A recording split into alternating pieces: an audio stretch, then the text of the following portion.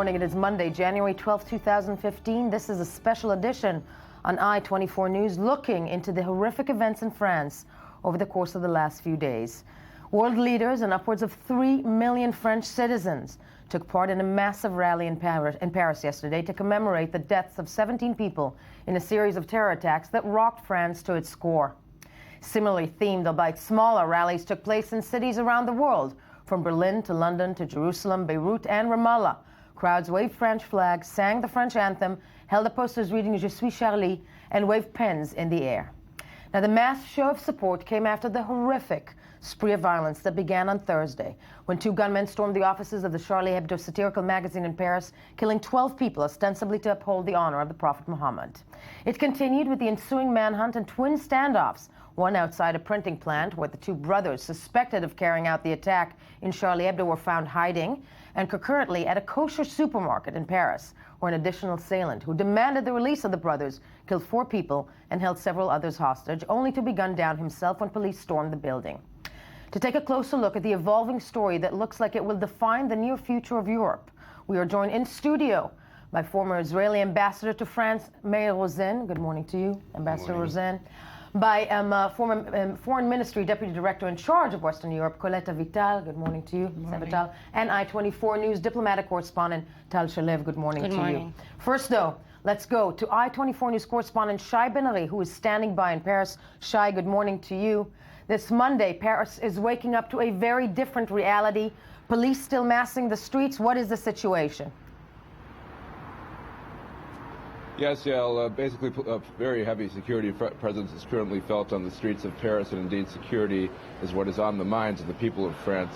That is the agenda right now on the table, and indeed at 8:30 local time this morning, a cabinet security meeting will be held, chaired by none other than President Hollande himself, with basically reforms set to be announced. That is the presumption, and that was basically the tone that was being set yesterday. Exactly what will be the new measures taken, that it remains unclear, but there were all sorts of basically admissions by the French government and officials such as Prime Minister Manuel Valls, saying there were indeed failings concerning what happened last week, with a number of incidents, of course, and indeed there was a lot of anger, specifically in the Jewish community, where of course there was a hostage standoff breaking out last Friday at a kosher grocery. The situation is basically, we're talking about a day after 4 million people went out into the streets in various French cities, including about 1.6 million people here in Paris alone.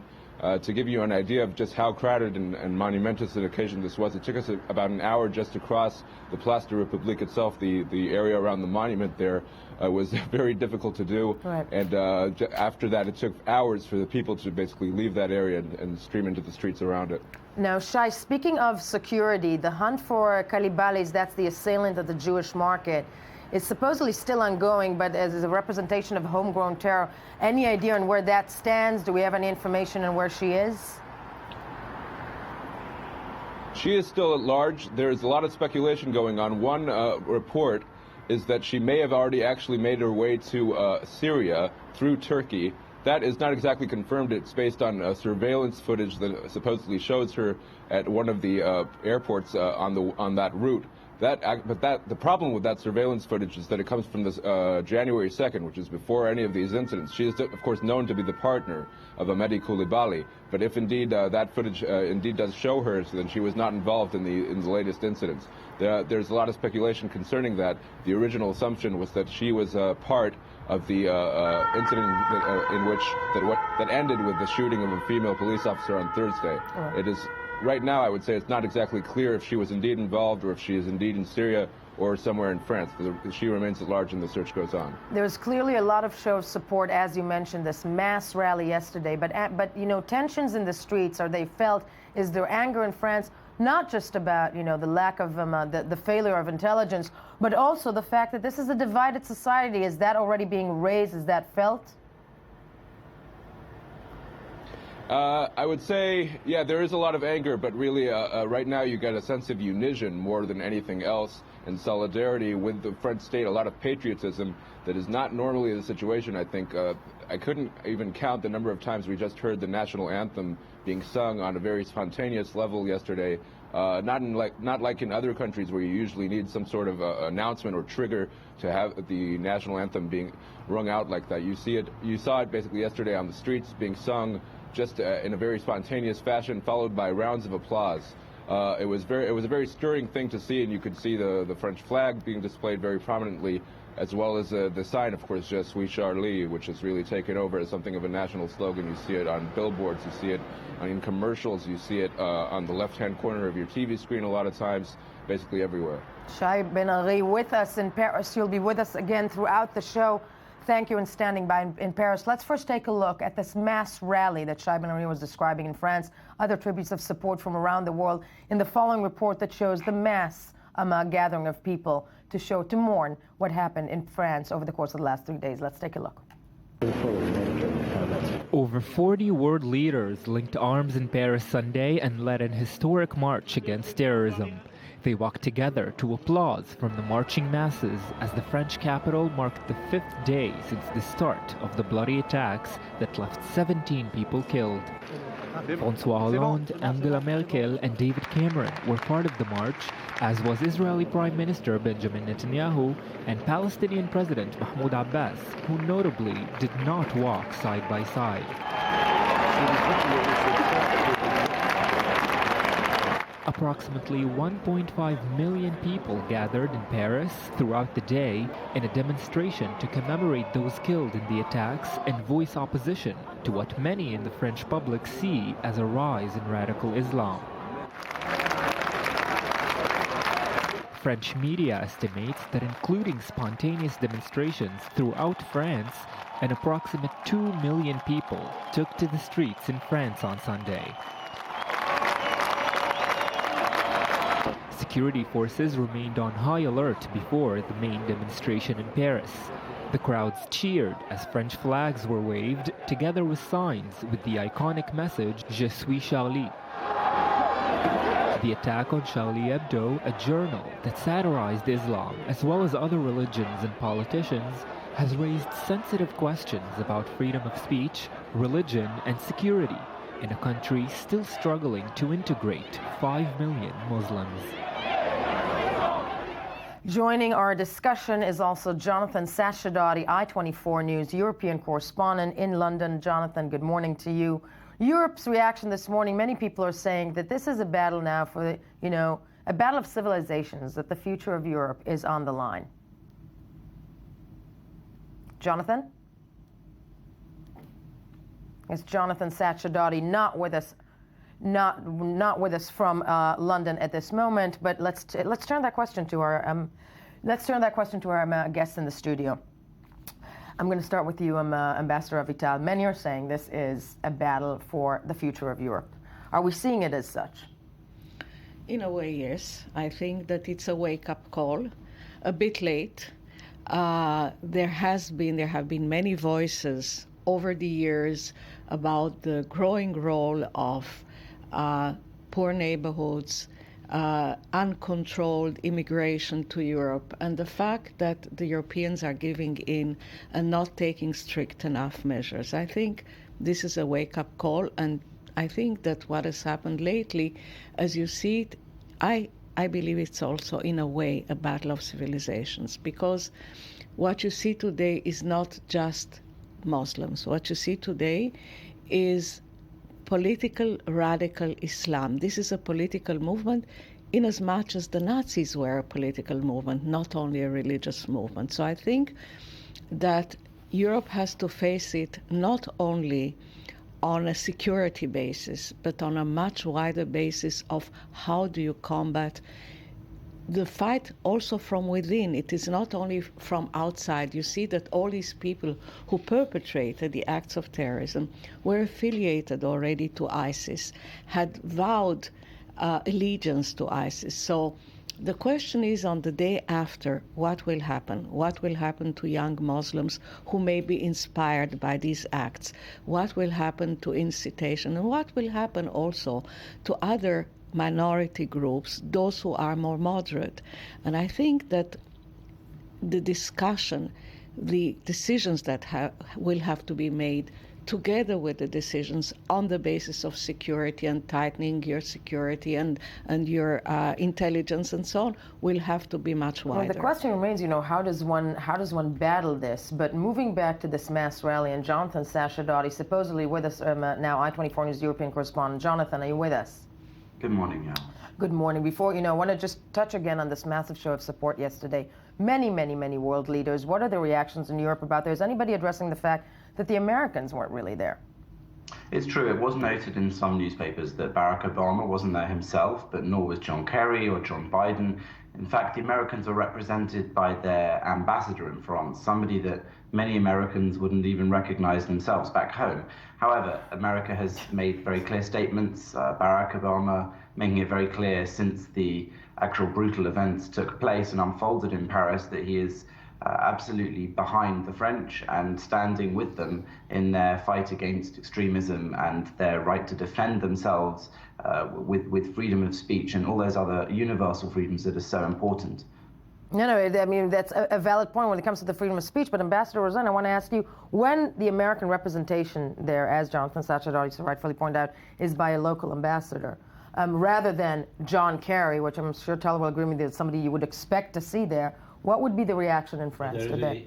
There is a huge difference between the reaction of the United States to 9/11 and the reaction of the Europeans to the acts of terrorism. I was ambassador to France 34 years ago when the first terrorist attack was perpetrated not only against Israel but also against the United States of America, when they injured Minister Chapman of the American Embassy. Right. I met with him the same day. So the Americans, after 9/11, adopted legislation and started action against terrorism, while the Europeans, there is one thing, of course, everybody refers to the historic event that took place in Paris yesterday that will remain in French history, but everybody forgets that when terrorism started, the Europeans were the first to grant diplomatic status to terrorists. When Arafat came to the United Nations, he received a standing ovation during 19 minutes, and this was the impression that the world gives in to terrorism. Unfortunately, we learn now this lesson, but in order to coordinate action against terrorism, and you have 27 European countries with whom you have to coordinate, there are always dangers of leaks, and the cooperation against terrorism by the European countries can be made not exclusively, but nearly exclusively on a bilateral basis, because when you have the Interpol organization that fights crime, and you have Libya of Gaddafi, which is a member of that organization, everybody knows what the terrorists are. So the question is, what will Europe do today once they don't know? There is one thing that that maybe it was not mentioned enough. Everybody spoke of terrorism. Not all Muslims are terrorists, but unfortunately all terrorists are Muslims. And this was not mentioned. And when the European Union had the first report on terrorism, they did not publish it because it was proven that it came from Muslim countries. Yes, right. I don't know if we can say that all terrorists are Muslims. I think that's a very sweeping statement. No, I'll tell you. But anyhow, the question is, and let's not forget, it was an immense victory for France and for the freedom of expression. There is no doubt about it. But when you hear that in some schools they refuse to keep a minute of silence to the memory of those that were killed in a terrorist attack, it's a bad sign. Then that's where the divisive society comes in. But it was a moment where many world leaders, I don't want to say jumped on it, but when we're looking at, and Tal Shalev, you're here with us on that front, when we're looking at the leaders that were there and we see the pictures of that mass rally, Benjamin Netanyahu on one side, Mahmoud Abbas on the other, I, for a second there, had a moment of, wow, when you look at that. But it was actually it wasn't that easy to get there for the Israeli Prime Minister, was it? It wasn't that easy to get there for the Israeli Prime Minister, and I'm not sure that President Hollande had exactly this picture in mind when he was thinking about the march. In the past 24 hours, there's many question marks about coming up regarding Netanyahu's travel to Paris. It appears that it was a very dramatic weekend. According to a report on Channel 2 yesterday, Israeli Channel 2, when Netanyahu first approached Netanyahu's bureau first approached the Elysee Palace regarding Netanyahu's participants in the march, the Elysee Palace did say that they do not want Netanyahu to participate in the event. This is confirmed, actually, by the Prime Minister's office officials, that they said they did not want him to attend. According to Channel 2 and to other reports that are being published today, President Hollande did not want Netanyahu to arrive and use the events as an election agenda, and divert the attention from the unity to a much more divisional issue such as the Israeli-Palestinian conflict, and at the same time, the palace did tell Palestinian President Mahmoud Abbas not to arrive. Then, on Saturday, Netanyahu did announce that he was considering to go, but he will not be going due to security considerations, which we might say. Netanyahu yesterday was in this event under almost no Israeli Prime Minister has been in these security condiins since the Rabin assassination. This was an outstanding event from the Israeli security perspective, but he sees that the Foreign Minister Avigdor Lieberman announces he will be representing Israel, and Naftali Bennett, the leader of the Jewish Home. So Netanyahu calls up the palace and tells him, we will be arriving. Following that, apparently, the palace did also extend the invitation again to Palestinian President Mahmoud Abbas, and that is how we see the two leaders in the same photo on the front row. On the front row. And Jonathan Sachedati, though, I'm going back to this international representation out there in Paris, France. You know, when we began this discussion by talking about, you know, who was there, who showed their support, but the divisive nature of what's going on with the Muslim community in Europe, I think, was most evident yesterday. Are there calls in Europe this morning to do something on a more continental level, so to speak, to try and combat what seems to be homegrown terrorism, because the assailants themselves, you know, French citizens, whatnot? Is there a call for that?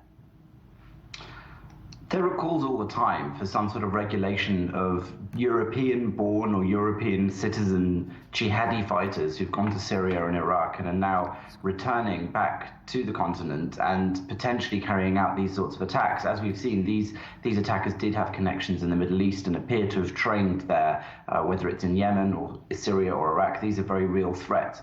And similarly, the issue of whether or not this is down to Muslims only or whether there is some sort of other factor playing a part is another, let's say, hot potato here. Whether or not people can focus on the Muslim faith or purported Muslim faith of these people carrying out these attacks. The UK's culture minister, Sajid Javid MP, who himself is of Muslim origin, made headlines yesterday when he said there is no getting away from the fact that these people carrying out these acts, what we've seen just horrifically this week in Paris, what's happened in London and Madrid, these people, he says, call themselves Muslims. He went on and said the lazy answer would be to say that it has got nothing whatsoever to do with Islam or Muslims, and that should be the end of that. That would be lazy and wrong, he said. You can't get away from the fact that these people are using Islam, taking a peaceful religion, and using it as their tool to carry out their activities. So we hear it there from a Muslim origin British conservative politician that he feels that the debate is actually somewhat lazy when politicians are insisting that it has nothing to do with Islam. No, a valid point, and one of the disturbing images, yes. Yes, 2 points here. First of all, what I am afraid is that the result of these assassinations that took place, you'll see less cartoons against Muhammad. And the British press, with all due respect, were the first to have the title of Charlie Hebdo, and then the cartoon covered, because there is the dissuasion, the impact on the... They are afraid of terrorist attacks in London, and they are afraid of terrorist attacks elsewhere. And this is number one. Number two, I think that we overlook the main point. The Muslim community, which is 80%, 90% honest people that want to make a living and educate their children in universities, the politicians in Europe cannot ignore the presence of such a community when it comes to election. Especially, although in France you have more Muslims than in England the impact of this community on the political life of the United Kingdom is extremely impressive. You don't have a member of parliament in England that will make a statement without taking into consideration that his existence, his survival as a politician depends on the vote of the Muslims. And by that, I'm wondering if this is a political movement in Europe, doesn't that also make, the right, as we've seen in Europe, it's the right-wing parties coming up. Exactly. What you will see, the result will be the strengthening of right-wing parties and the extreme right-wing parties. I agree. You take, 100%. for example, what is happening in France with Marine Le Pen gaining points and being today considered a very serious candidate to become the president of France. You see all these movements growing in Denmark and in Sweden, in Norway, and in every other country. And by the way, I don't want to mix in Israeli politics, but there's no doubt that such events also strengthen the right in Israel. Yeah, in many ways, Tal Shalev, I think you will chime in that many... Vive la petite différence. I mean, yeah, when you speak the right in Israel, you don't the... speak about shooting and killing people. Well, now, there is a big problem with the new terrorists. You were my boss once, but I beg to differ. We have our extremists as well, which I'm sure neither you nor I like. When you try to put on the same but you're level... doing it in a very civilized way. Anti-Semitism and Islamophobia, to make it at an equal level, I think there is a huge mistake. But no, the question is, what will Europe do today? Europe has forgotten what happened in Madrid in the year 2003, 300 victims. What happened in London in 2005? A massacre, 52 people were killed. In the 7 of so the question is whether this event yesterday that could be the starting point of a real fight against terrorism. Again, but the question remains, and Jonathan, I'm wondering with you, because there is a valid point here about the Muslim community in the UK, which I'm sure you will agree with, is a massive force, is a force to be reckoned with, not just violently, but politically. And on universities. And on university. Yes, Jonathan. I think and also the other important religious issue that's being glossed over a lot in discussion and in the media reporting is that of the Jewish community. There is, as some commentators have been saying, but they're very few and far between, one community in France and in wider Europe that is actually at immediate risk, and that's the Jewish community, not the Muslim community. And yet we've been seeing endless discussions on the British media in particular of a potential backlash against Muslim communities and how we need to guard against this, at the same time that we're seeing Jews actually held hostage and killed in brutal attacks. Avigdor Lieberman's comment when he was in Paris was that he saw huge solidarity with the victims of the Charlie Hebdo killing, but very little mention and solidarity of the Jewish victims who were killed in that supermarket there, that kosher supermarket. So really the debate is not properly being had in the UK, either by the far right or the centrist parties or those on any side of the spectrum. Instead, there is extreme knee-jerk reactions, and every time we think something might be a wake-up call, as we've been discussing now, 7/7, or Madrid, or these events now in Paris, we find that actually Europe has a very short memory. And unlike Israel, where continued terror attacks over decades have led people, both in civilian society and in the political echelons, to be quite aware of the security needs of the country and have very serious debates in that arena, that's just not happening to the same extent in Europe, despite these ongoing terrible atrocities, and it doesn't seem that that's about to change anytime soon. The march with millions of people looked great on TV, but what will it actually change in people's real lives in terms of security concerns? And that's I think that's also a line that will be used by the Israeli politician Tal Shalev. I'm assuming that when Avigdor Lieberman says something like that, then I'm seeing this huge support towards freedom of speech, etc., etc. I personally think that it should be huge support for the freedom of life. Well, this whole assassination thing started in France. I asked myself, when will the Jews be accused of it? So we are paranoia, but there is a justification to be so. And I'll tell you, there is a lot of criticism in Israel that every second Israeli has a gun.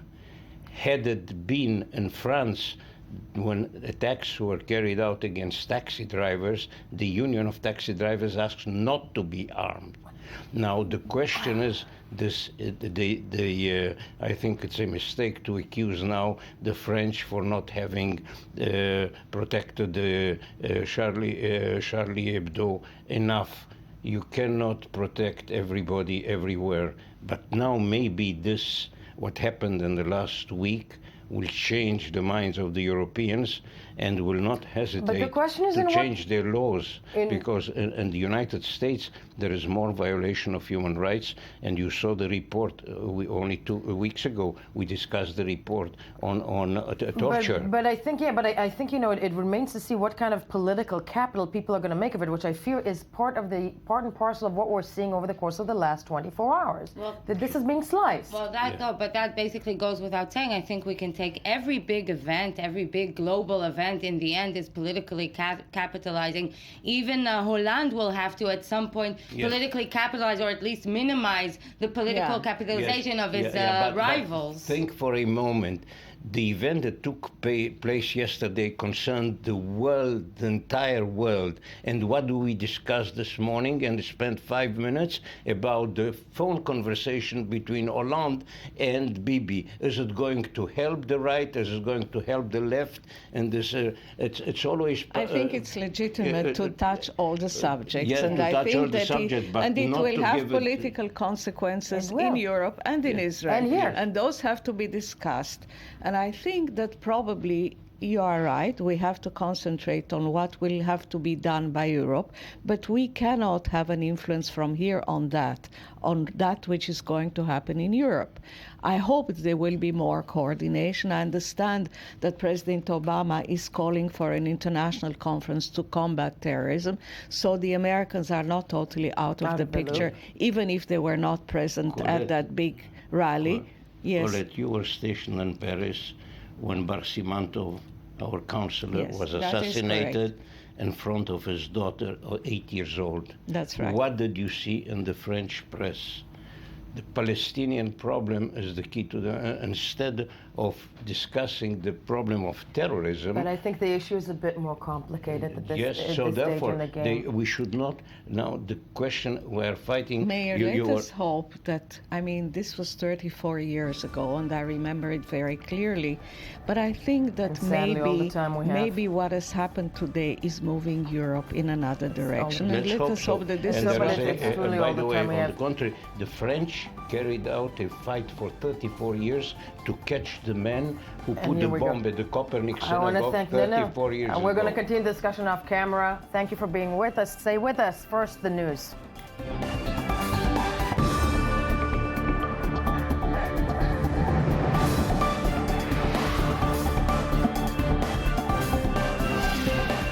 Good morning. Welcome back to I-24 News Morning Edition, special edition on this Monday, January 12, 2015. Taking a look at the horrific events in France over the course of the last 3 days. Joining us in studio, of course, Anthony Grant, who I will introduce very shortly, as I do every morning. Also, Ruti Sinai, I-24 News Senior News Editor. Good morning to you. Ali Waked, Senior Middle East Analyst for I-24 News. As we mark this very, very extraordinary and eventful weekend, Tony joins us today to look at all the headlines covering the events in France and the reactions internationally. Yes. Well, good morning, first of all. We have a sort of a kaleidoscope of headlines which, more or less reflect the same thing, but actually, I would say in different ways. Let's just start with the French newspaper of record, to the left, of course, but Libération, which, there we have a nice French headline, which, for them to say Republican March, it means not like Democrat Republican, but for the République Française. Yeah, okay. Yes, because technically speaking, it was a march, like a country, sort of a nationwide rally of, yes, it was anti-terror, but they were calling it the Marche Républicaine. And there you have, Paris invaded by the crowds tons of people, something like there was 1.8 million in Paris alone, and nearly 4 million across France, and it's huge. And huge of course, let's just look at again the people. Of course, the turnout there is amazing.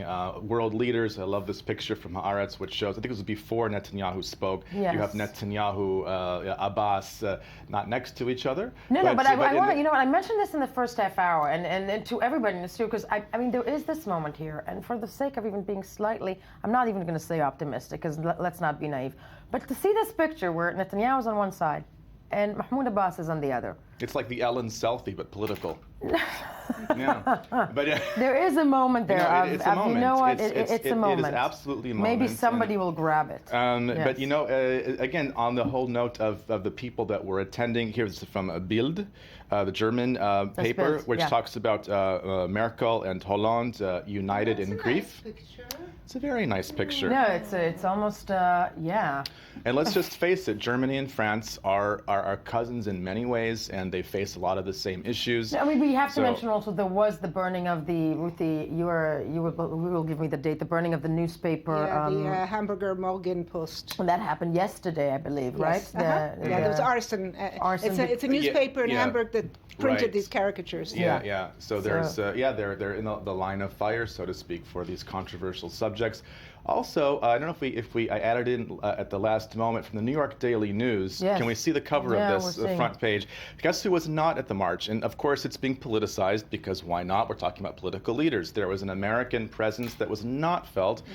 Somewhat controversially. I mean, we touched on it before, but I really want to wonder out loud with you guys in the studio when an American presence there is the ambassador, and we all know that doesn't hold much water. But you have the Attorney General was there. And the Attorney General was there by mistake. Because he was there for meetings. For meetings, exactly. Of the Interior Minister. I'm wondering out loud with you, do we think that this is because the American administration is trying, to pick sides because of this entire debate? Was this calculated? I have no idea, but the amazing thing was Kerry was in Europe. I mean, he was next door. He was in Germany, I believe, in meetings. And he decided to go off on a pre-planned trip to India rather than hang around for a few hours and go to this rally. Mm-hmm. I don't know. It's very strange. It's a little bit odd. I mean, it's, I think at this point people are asking more questions about it than finding answers. Was it just sort of not, did it come so fast that the White House couldn't get it together enough organizationally? Yeah. I mean, Joe Biden's always available. Joe Biden's always available. Yeah. Where was Biden? Biden's schedule is wide open. But and again, this is being we got it, the New York Times there, of course, which also raises on their front page the question, the Yemen connection. So at the same time, we're seeing pictures of the rally. Also, a lot of articles about the genesis of these horrendous attacks and hard questions being asked about the Al Qaeda aspect, the French intelligence failures is being covered in a lot of stories as well. We have something about that, I think, in the Wall Street Journal. The sleeper cell, the missing signs, or who knows? The missing links, and actually also there was in the Israeli press, of course, there was a very interesting op-ed piece in Ynet, Yadiot Ahronot, saying that actually this whole notion of these mass rallies in support of anti-terror actually a sort of cover for the failure of politicians in France to have seen the writing on the wall and taken enough action steps. That's one of their writers' opinions. It's interesting to note. Is there something to that? Maybe, because the writing was on the wall in 2012 after the attack in Toulouse. Absolutely, specifically pointing that. And saying that as long as this person was saying, I don't know the writer's name off the top of my head. Ron Benishai. There was also another one saying as long as if Jews were being attacked, it was sort of okay. Nothing's really. Let's take care of it on a sort of case by case basis. But now that it's not just a Jewish French, but French journalist, all of a sudden the world is out there. Yeah. Now that's an alternate viewpoint, but there's something. It's a question that will worth be raising. pushed also, I think, by Israeli politicians. Case in point of Victor Lieberman already saying that he's not hearing enough "Je suis juif" as opposed to "Je suis Charlie."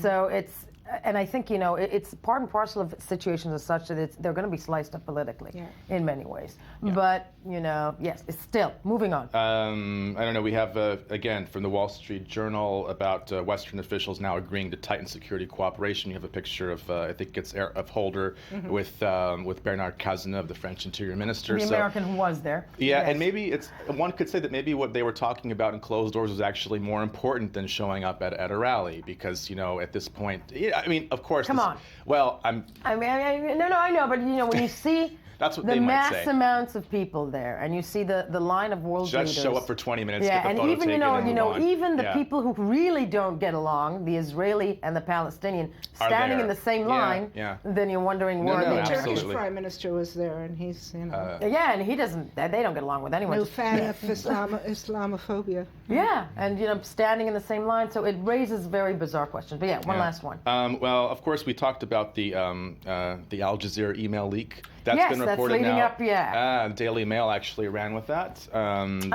Yes, so it's been getting out there. Middle Eastern Reveal staff split.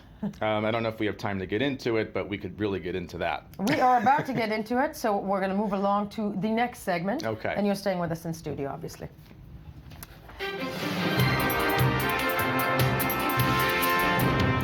So yes, in a direct line, journalists worldwide reacted with horror at the massacre of the Charlie Hebdo employees in Paris last Wednesday. But one news organization is divided on what response to take.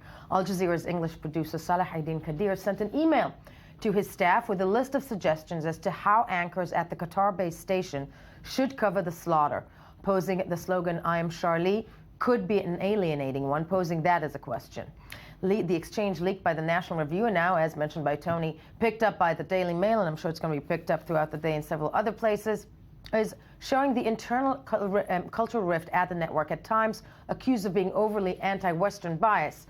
But how news correspondents should interrogate issues without bias or offense. So to take a closer look at it, as mentioned, I'm joined in the studio by Ruthie Sinai, I-24 News senior news editor, Ali Waqid, senior Middle East analyst for I-24 News. Let's take a close look at what exactly was said in that leaked exchange. And if we start off with one of the emails there, the executive producer, Salahuddin Kadir, starts an email by saying, "Dear colleagues," to begin with, he said, "Please accept this note in the spirit it was intended to make the coverage the best it can be." He's asking, "I am Charlie" as an alienating slogan. Let's take a look at that. With us or against us? A type of statement one can be anti-racism and also against murdering people. Obvious, I know, but worth stating. So, taking a look at that, for example, and then I want to refer our attention to another one, and that is we're looking at the attack itself on free speech. So, in the email that was leaked, the editor is asking, was this really an attack on free speech? Who is attacking free speech here exactly? Does an attack by 2-3 guys on a controversial magazine equate to a civilizational attack on European values? Question mark, really? I don't know if we're seeing that, but I just read that out loud. So, looking at that, I mean, this is a huge debate that is now basically stirring up the newsrooms of Al Jazeera, but is also having many, many, many Western journalists, especially in the United States, pointing fingers at Al Jazeera that this is not the time to ask that. But if we're looking at this divisive argument, I'm warning out loud for Ali first with you, is there a point to even raise this argument right now? Because it is a fact, though, that the Muslim community within, France feels very alienated. Isn't that the case? And what the split in Al Jazeera reflects the split in the Muslim communities all around the world and in the Muslim world in general about this relation with the West. First, there was a unanimity that the Charlie Hebdo did attack and did offend the Prophet. Now, the division was about the way to react to this cartoons of Charlie Hebdo. And in Al Jazeera, we saw what the Muslims feel in the world. They are divided whether this attack was justified or not justified. And the Muslims and most of the Muslims would prefer that this attack would take place, but would not have these results of this terrible massacre, killing this number of people. They did not feel so sorry when the magazine bureaus were put on fire 2 or 3 years ago. But this massacre made people think about the atrocity that was committed on the name of Islam. But this discussion in Al Jazeera reflect the huge discussion among the Muslim communities all around the world. You know, for the Muslims, after God, the Prophet is the second holiest thing in the world, and he was offended by Charlie Hebdo. He was offended by this civilization, and the discussion is about what should look like the reaction to this offensive to this attack, criticism against the Prophet. But I'm looking at one of the third lines, and Ruthie, one of the things in the email that we've highlighted is when the editor of Al Jazeera says, defending freedom of expression in the face of oppression is one thing. Insisting on the right to be obnoxious and offensive just because you can is infantile. Baiting extremists isn't bravely defiant when your manner of doing so is more significant in offending millions of moderate people as well. Ruthie, but I am wondering out loud with you, taking a stance like this, and I think this is one of the stories that we find very, very hard to cover. I'm finding it very hard to cover it, because I think there are a lot of people that are looking at this mass support in France yesterday, Muslims who are being offended. Right. But we don't even know how to touch it, because at the end of the day, 11 people were horrifically massacred for drawing a picture. But if you say that on the air, what are you going to do then? Well, listen, it really is a much broader issue, and that is, the limits of satire. Where does, as the editor said, yes, you can be obnoxious, and so, should you be? Should we let you be? Should we be offended? We in Israel also have had to deal with this. And I can tell you that on the one hand, we as Jews feel offended when we see anti-Jewish caricatures, the Jews with the long noses and these stereotypical Jews. Some of them are being painted by local caricaturists, like Haaretz Biederman. Yes. Right, exactly.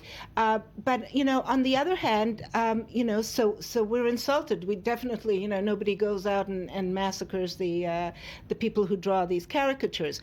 I think that it's very hard for Muslims, the center of gravity of Al Jazeera is in Qatar. You can't get away from it. The fact that they do have a U.S. operation doesn't change the DNA of the network. And so I can certainly understand why people feel offended and why they don't understand that this is all part and parcel of free speech. But it is part and parcel of free speech. Just 1 second. The freedom to offend. I'm sorry, it's going to sound harsh. No, it's the freedom to offend. Is part of freedom of speech. Also, I just want to add, I have to take exception to Kader. He's the executive producer there at Al Jazeera. His statement that being obnoxious for the sake of being obnoxious. That's not the case, because there was a great piece in the Wall Street Journal that talks about the sort of long French tradition of anti-clerical culture. And in France, of course, for centuries, people bashed, for lack of a better word, the Catholic Church. They talk about a novel from Marquis de Sade. In 1793, he called the Virgin Mary, I'm quoting, a dirty, shameless slut. Okay? Yeah. This is a long tradition in France. It's Absolutely. A way that they question authority. And now, if you take a pot shot at the Catholic Church in France, and people do, okay, I'm offended, but move on, next page. And basically they're saying in that Wall Street Journal that all of that culture of satire paved the way for kind of tamping down religious tension on the Catholic front. And in the French Revolution, they were ransacking Catholic churches right and left. I want to say that as a very secular Muslim, I was very much offended when I saw these cartoons. But when I saw yesterday Muslim and Arab journalists in Palestine, in Lebanon, in Cairo, raising their pens in solidarity with their colleagues in Charlie Hebdo, I just couldn't avoid to ask the question, where were these journalists 3 years ago when the whole campaign against Charlie Hebdo started? Why didn't they could imagine and understand that for the French, the freedom of expression is as holy as the Prophet? No, very true. Sadly, guys, all the time we have fascinating discussion. When we get back, the Jewish angle in France, the Jewish community in France, speaks out and reconsiders its future. First, though, let's take a look at the morning headlines.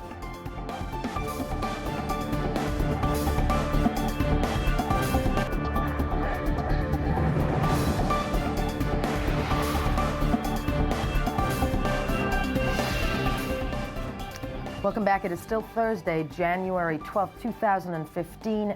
Sorry, it is still Monday, January 12th, 2015. This is still the morning edition. Last I checked, I'm still Yael Levi. Thank you for staying with us. This is a special edition commemorating and actually taking a closer look at what happened in France over the course of the weekend and actually the end of last week, the horrific events. Israeli Prime Minister Netanyahu told French and other European leaders as he attended the memorials, that their Jewish citizens will be welcomed with open arms should they wish to emigrate to Israel.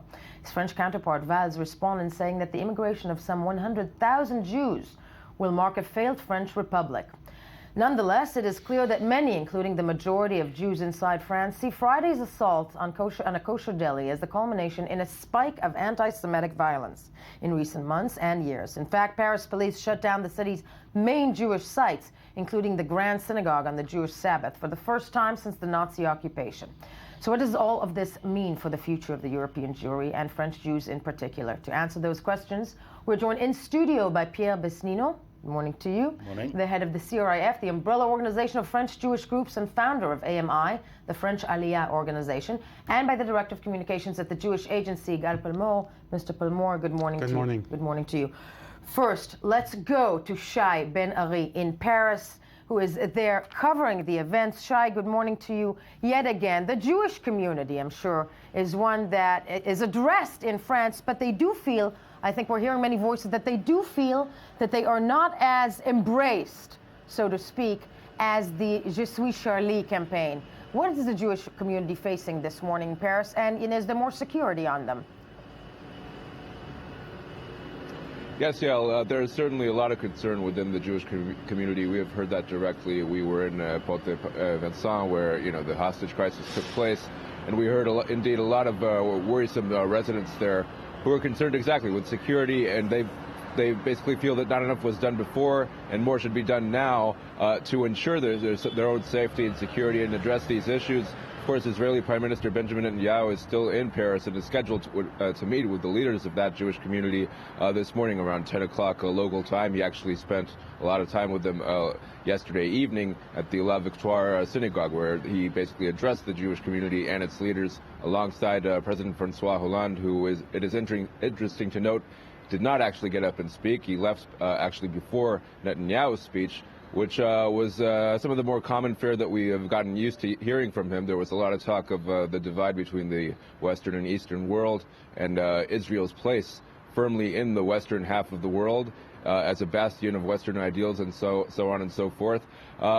One interesting thing that I think was mentioned towards the end of the speech, we heard him say basically that the place of the Jews of France is in Israel, basically calling upon them to immigrate to do Aliyah, as it's known, and to move to Israel. That was received with rapturous applause and the waving of the French flag, rather ironically.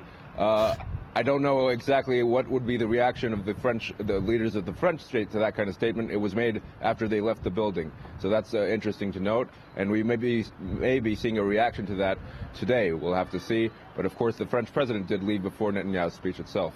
A very interesting point noted there. Shai Ben Ari joining us live from Paris, I-24 News correspondent Shai Ben Ari. Now, before we begin our discussion, let's indeed take a look and a listen to what Benjamin Netanyahu, Israeli Prime Minister Benjamin Netanyahu, had to say to the crowd of mourners in the Jewish synagogue in Paris yesterday. Let's have a listen.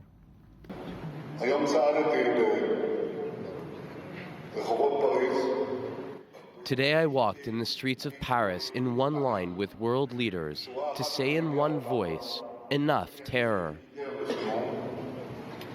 The time has come to fight terror together. And that is Prime Minister Benjamin Netanyahu speaking yesterday in France. We're also joined on the phone from Paris by Serge Zinnenbaum, the Secretary General of the European Jewish Congress. Mr. Zinnenbaum, good morning to you. And thank you for being with us this morning. But I want to start in the studio. Pierre, help me pronounce your last name. Besninu. Besninu. Mr. Besninu, you are, in charge of the Jewish umbrella, so to speak, the umbrella of the Jewish organizations about for the French Jewry. We're expecting a mass aliyah from France this year, aren't we? Look, first of all, I would like just to come on one point. I have a bitter taste. I remember in Toulouse, I was in Toulouse, and I'm sorry to say that nobody say at that time, I am Ilan Halimi, I am Jonathan Sandler. Nobody say, I am Gabriel, Aryeh Sandler, or Miriam Monsonego. You know, on March 2012, I was in the school, in Ozar Torah, right, in Toulouse. President Sarkozy, prime ministers, everybody came to Toulouse. We had a very moving day, very difficult day. The day after, all the media was talking about that. And I don't want to put in the barbary a level, a priority of who is on the top. But I have the vision of Mohamed Merah running inside the school, taking Miriam Monsonego by the hair and shooting on the head. And 3 days after, nobody was on the street. No one, just the Jews. And with my respect to Charlie, I am Charlie. I have been affected with what's happened in the hyper-cacher in Vincennes. It was just 3 years ago. I will just say, and I will come back to your question about the Aliyah. We can really say that what did we discover the past days? That there is an Islamist radical movement which is against the free world, for sure. We know that. The Jews are in the front line. We knew that. Do we have to give more protection to the Jewish schools, to the synagogues, to the community centers? We know that we have to do it. But you know how much did we invest for the protection of the Jewish school and the synagogue during the 5 years when I was the head of the French Jewish community? More than 30 million euros. We invest to secure whatever was possible to secure. But what's happened? Toulouse, hyper-cacher. What I want to say, in fact, yes, there is an issue of Aliyah, but Aliyah is not an emergency exit. Aliyah is a choice, must be by choice, otherwise it's a big failure. Aliyah has to be encouraged, but it's an individual decision, and then a collective support. But it's an individual decision. Nobody can say, now it's time for Aliyah. Nobody can say to anyone, game is over. Everyone has to see, is it over or not? No, and actually it's a very interesting point that you're making, and I want to ask that to begin with. Serge Zegenbaum, the Secretary General of the European Jewish Congress. You know, when you hear Pierre say that Aliyah must be a choice, but we're looking at what's happened in France over the course of the last several days, and definitely the Jewish community part of the main targets of this wave of terrorism, and clearly not something that is new. Maybe this is the time that it's not a choice. Maybe it is indeed the time, and I'm asking you this, that we're looking at something that is similar to several years ago, not that many years ago, sadly, of the last century, in the mid-30s. First of all, let me tell you that I fully agree with Pierre. And I must say that we have received warnings since many years. Some of the Jews of France have listened to the warning, and they made their aliyah, they left.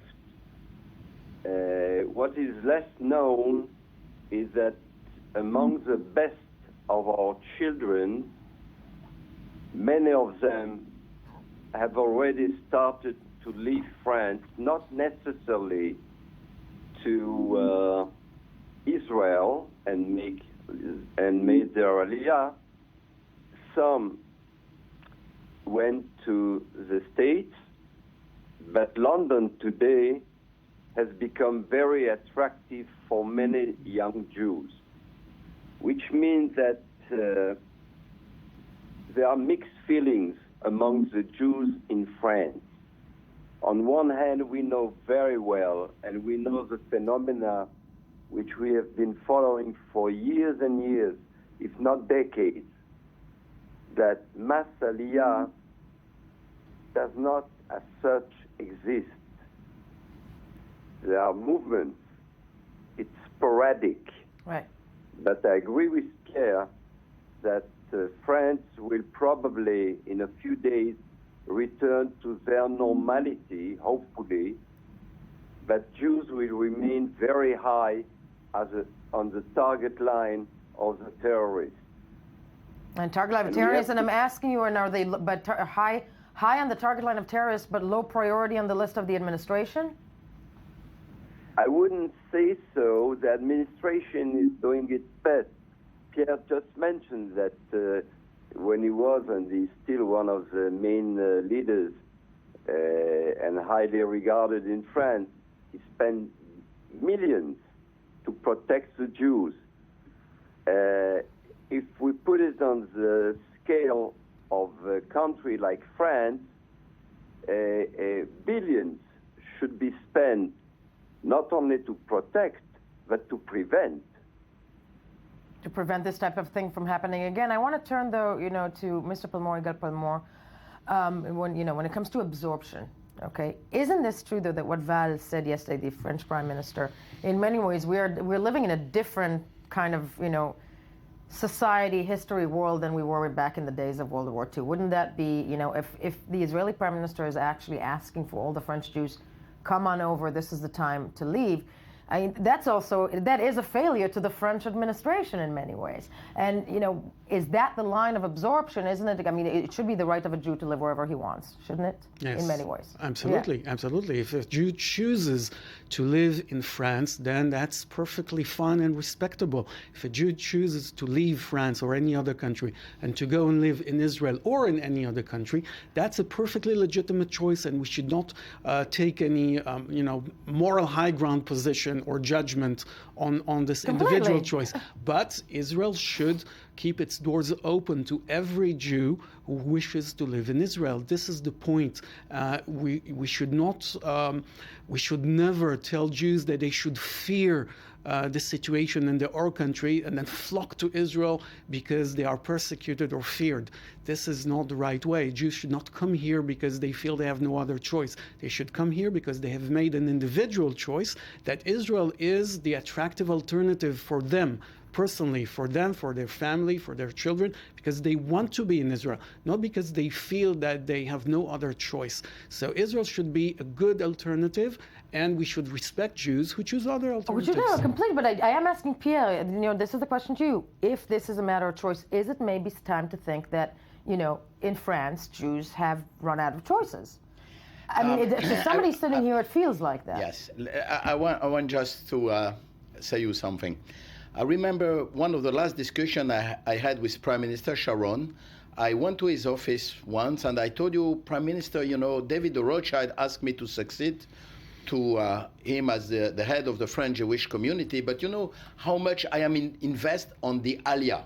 Right. How can I be the head of the French Jewish community if I want to push the Jews to come to France? And he told me, look, this is much more important to be the head of the French Jewish community, to keep the Jews as Jews. Means you have to do a lot of things to reinforce their Judaism. I want to be sure they will not leave their Judaism. Then we, the state of Israel, we will attract them because our state will be a state that they will love to come to live. And the most important is to keep the Jews as Jews for the moment, and we will do whatever is necessary to show them this state is the most beautiful state. I want to see them to come, not because they are not in a good situation in France. What is your reaction to what the Prime Minister of Israel, Benjamin Netanyahu, the current one, is saying to the Jews of France, which is, come on now, because you have to get out? After Prime Minister Sharon, we had the chance to have Prime Minister Olmert. And Prime Minister Olmert, on the same way as Prime Minister Sharon, asked me to head a commission to think how can we support the Jews in diaspora to remain Jews. And with the Jewish Agency, we had, during 2 years, a very, very hard work to see what you have to do to keep the Jews all over the world, not only in France. At the end of the time of the commission, we had to submit to the government the report and to give some recommendation. Unfortunately, Prime Minister Olmert was no more Prime Minister. I gave the report to Prime Minister Netanyahu. It was 3 years ago, and nothing. And few months ago, we had a big statement, a commission to support the Aliyah from the Jews from France. And that this commission was wonderful work, and then 10 million shekels. Guys, I mean, sadly, we can continue the discussion forever. Yigal Palmor, I'm sure that you would concur to several of these things, sadly, all the time that we have. But when we get back, a closer look at the political capital being garnered from the latest, from what has happened in France. First, so let's hear some more of the morning headlines.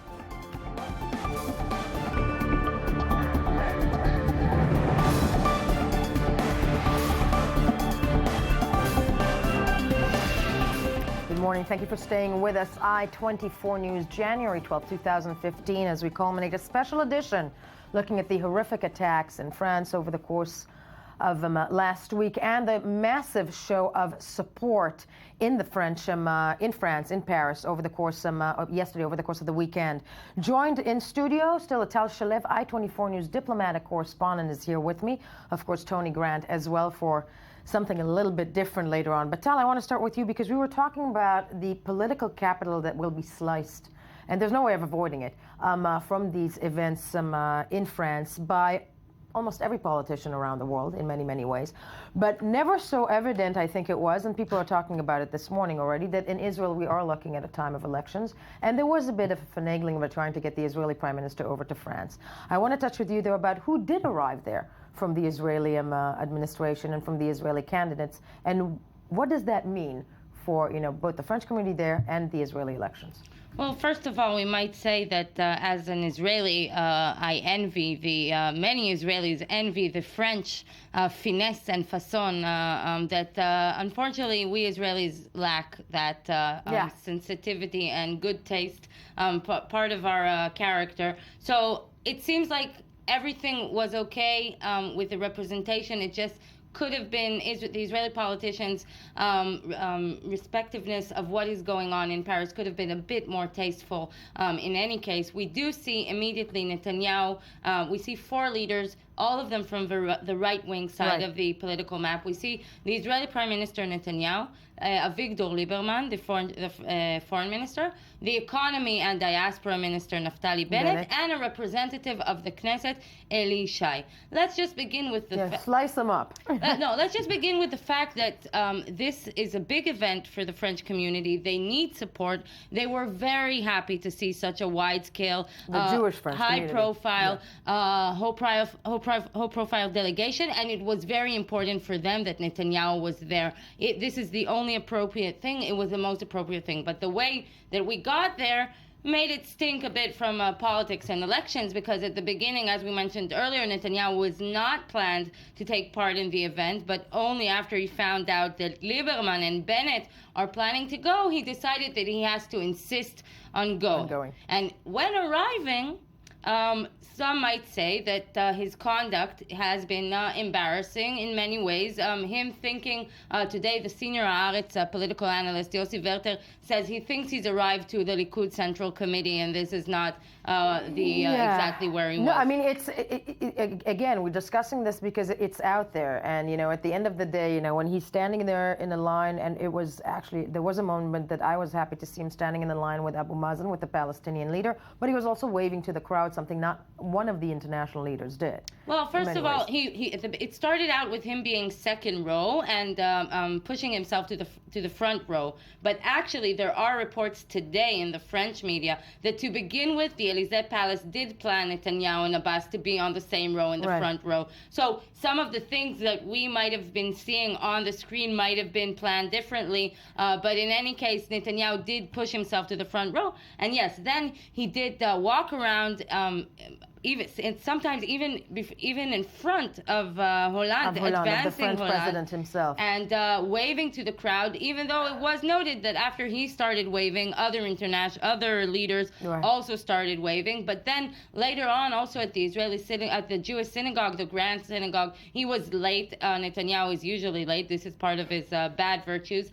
So he was late, making Hollande wait for 15 minutes. And put all this aside, there's a big issue of the calls coming from the Israeli politicians calling for an emergency immigration of a French Jewry to Israel, which is not the situation altogether. This is politics. When we hear Naftali Bennett and Avigdor Lieberman and other right-wing prominent figures saying we have to do whatever we can to save French Jewry, it has the undertones of Germany /1933. It has the Holocaustish undertones in many ways, and that's the frightening thing about it, because that generates the notion towards the French, you failed.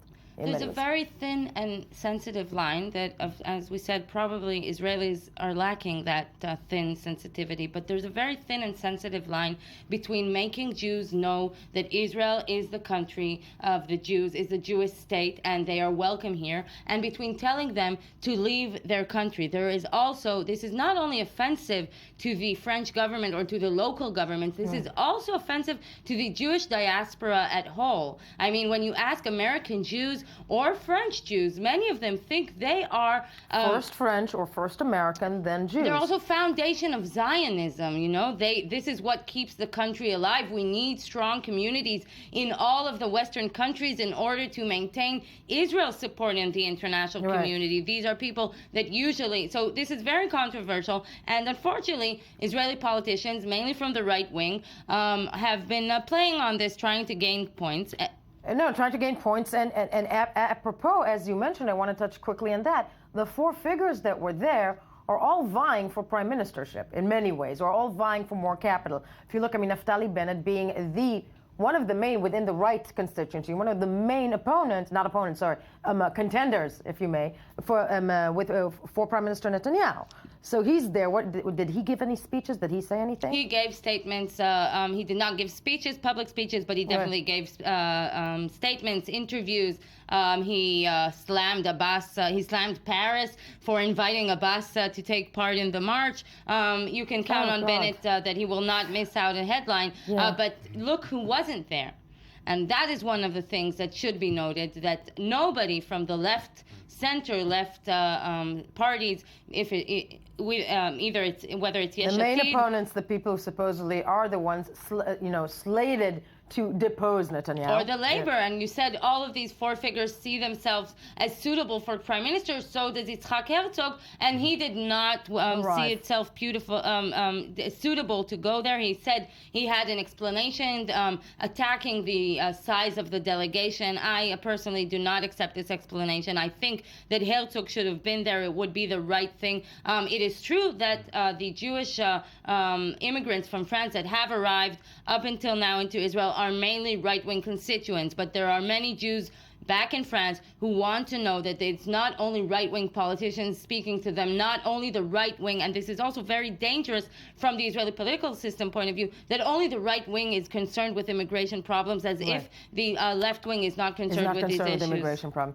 Tal Shalev, thank you for shedding light on that. Clearly, I think this is an event that will also dominate some of the campaigns that we're gonna see coming up in the next several months. It's definitely a watershed moment when it comes to the Israeli elections and the right. But you're locked in studio with us as we move to something completely different? Semi-completely different. Tony Grant with the web review. Well, Well, similar note. Paris, we call the capital of the world, and in a way it is, but then again, so is Hollywood. Yes. And we cannot forget that the Golden Globes were taking place last night. Israeli contender did not win, but... No, did not.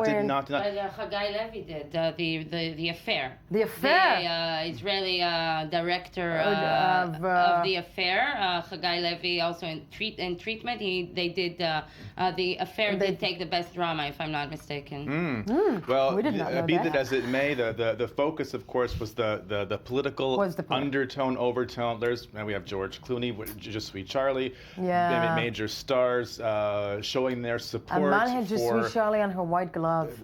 Yeah. Oh, the white glove treatment. Yes. Oh, yeah. Yes. I don't know. We have everyone from Kathy Bates to Helen Mirren, Clooney's, the Clooney couple, were showing their support visibly, sometimes audibly. I don't know if we have some of these remarks of Clooney that he made. I don't know if we have that. Do we have that?